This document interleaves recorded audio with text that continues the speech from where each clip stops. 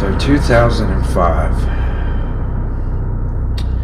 I was sitting on my floor in my apartment that I was about to be evicted from. I had been drinking whiskey all night long and beer. I killed an entire fifth of Jack as per usual. I was drinking something probably pretty shitty like Yingling. But I was at the end. I was done. I knew I was done. You get to that point where it's like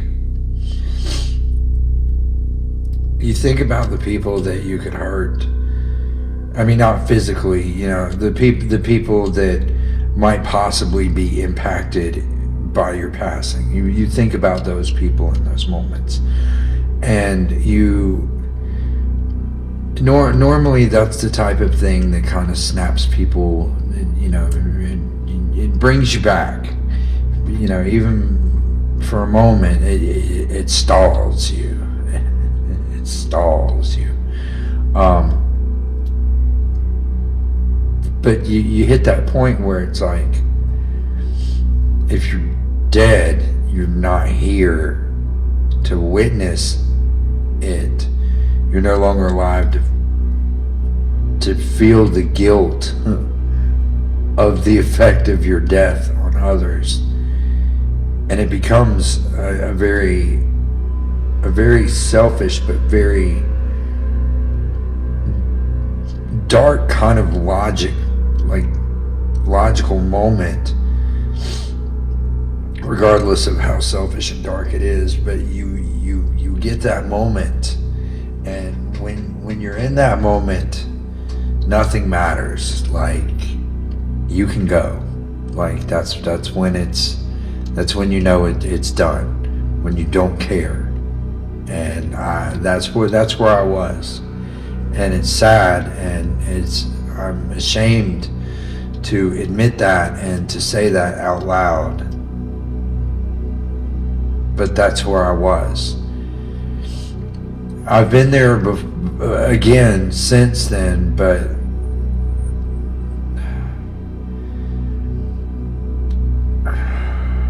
so, I'm sitting there on my floor. All my furniture has already been repoed because I was renting my furniture. Anyway,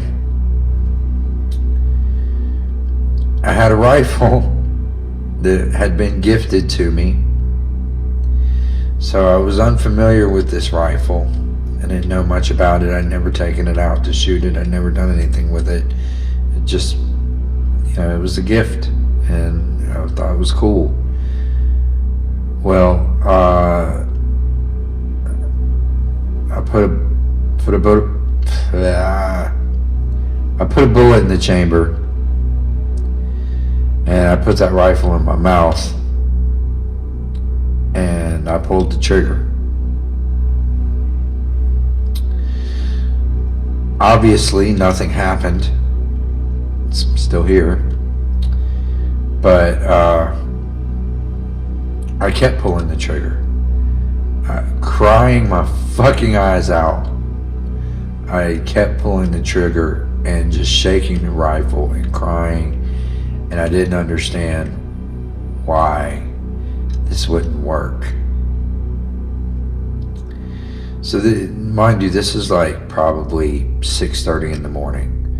So I'm assuming, like, in New Mexico it's probably 3:30, I believe, a.m. So my phone rings, and it's a very dear friend that I had met online, that I had this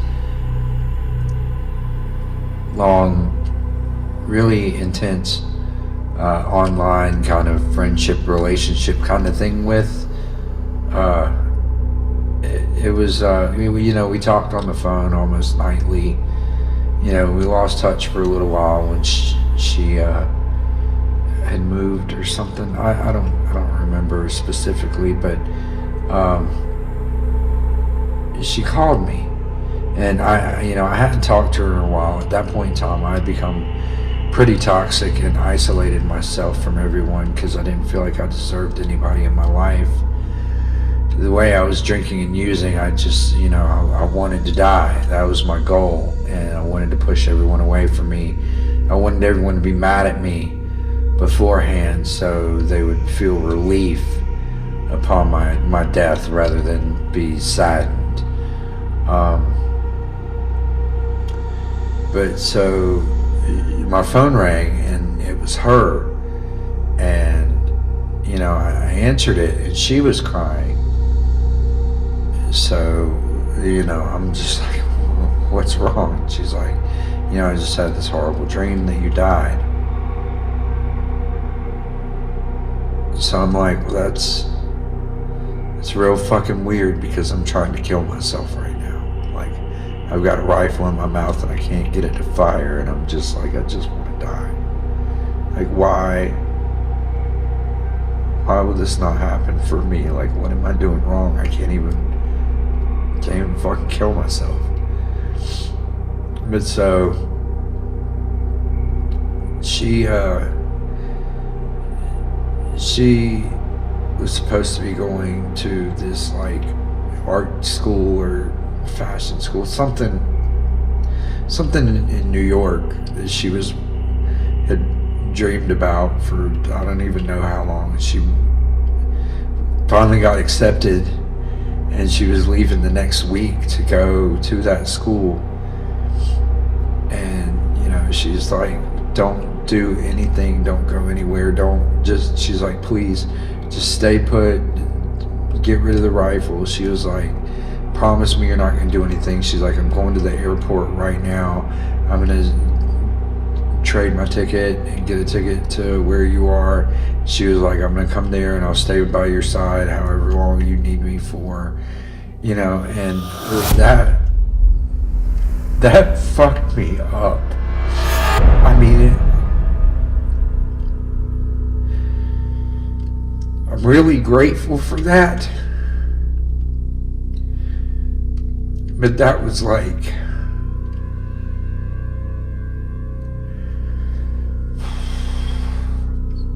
so anyway, needless to say, I didn't kill myself, but I didn't let her do that by any means either. There was no way in hell I was gonna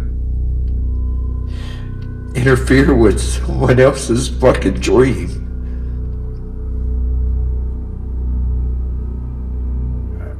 That's one thing I could never do, is like stand in the way of someone else's dream.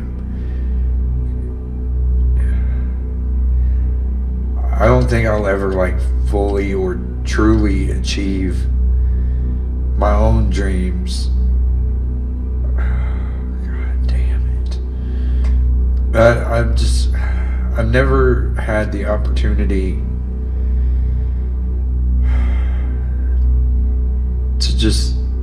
to hug her and say thank you. And I have no idea where she is or how to get in touch with her anymore. I recently went through a period, a really bad depressive episode not too long ago. I mean, like real recently, where I hit that same place again, and I knew it was coming, and I knew it was coming fast, and I knew I was ready, and I was planning. I was making arrangements. I was making plans. I just wanted to go.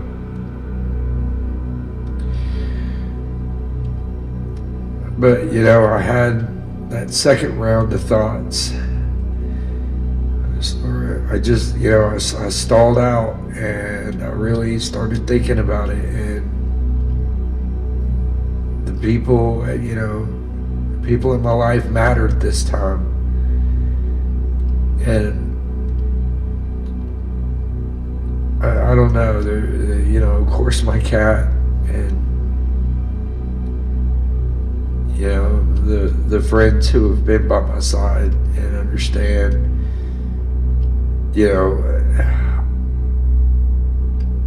I didn't want to hurt anybody.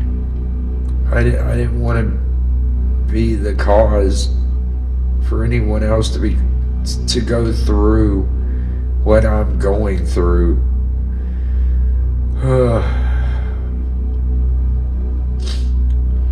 But so I went to get help. You know, I went to get on medication and therapy and all that jazz. And the medication, I'm not not sure why I was on what I was on. I mean, I guess I kind of get it, but I don't know. I switched medications today, but you never know with this illness. I mean, I guess maybe some people are really self-aware and in tune with themselves with this illness. I don't know. That has not been my experience. I don't know when my cycles are. Sometimes they switch so fast and so frequently. There's no keeping up. There's no understanding it. It's complete chaos. And then the mixed episodes, god damn. But so right now I feel though like a really bad depressive episode is coming back on. I just got manic as fuck for like a week. Like, you think I would have made a bunch of fucking videos in that time frame, but I didn't. I mean, did I? I don't know. I don't know why I'm making this video.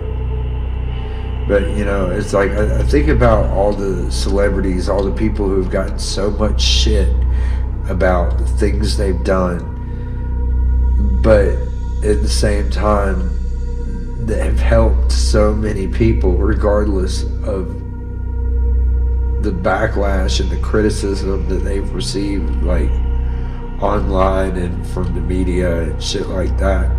Like, really good people, like, you know, Carrie Fisher, fucking Robin Williams, you know, and then you got musicians like fucking Demi Lovato and Halsey. I mean, fucking and Catherine Zeta-Jones. I mean,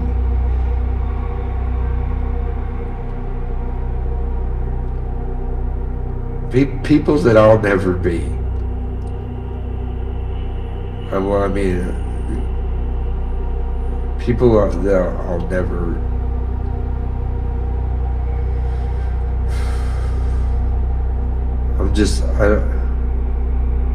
I don't want to do the medication roller coaster. I want whatever. I want what I'm about to start now. I just wanted to do something and be effective and just stop feeling like this. I mean, I think about the good people, the people who are inspiring, the people who raise awareness, the people who bring joy, and it's like, I want to do that. That's what ultimately I want to do. I don't know how. I don't know how they did it. I don't know how they continue to do it. I don't get it. I get all the other stuff, the being surrounded by, you know, all these people that, you know, care, but you feel hopelessly alone inside and just dead. Like, I get that.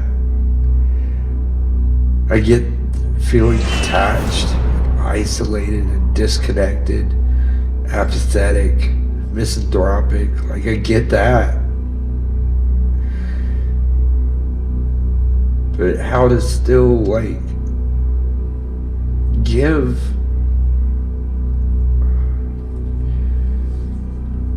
I would never ever wish this illness on anyone for any reason.